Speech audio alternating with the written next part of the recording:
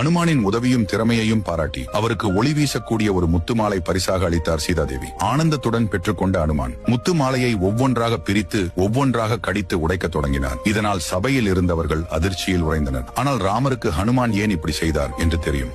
இருப்பினும் அவன் பக்தியை பறைசாற்ற அனைவரின் முன்னிலையில் அனுமனே ஏன் இப்படி செய்தாய் என்று கேட்டார். அதற்கு அஞ்சனை மைந்தனும், பிரபு, உங்கள் மீது அளவு கடந்த பாசம் வைத்துள்ள சீதாதேவி கொடுத்த முத்து மாலையில் உங்கள் இருவரின் உருவம் இருக்கும் என நினைத்து அதை ஒவ்வொன்றாக உடைத்து பார்த்தேன். ஆனால் அதில் ஒன்றில் கூட உங்கள் திருவுருவம் இல்லை. உங்கள் திருவுருவோ பெயர் சொல்லா எந்த பொருளும் எனக்கு தேவையில்லை என்று கூறினார்.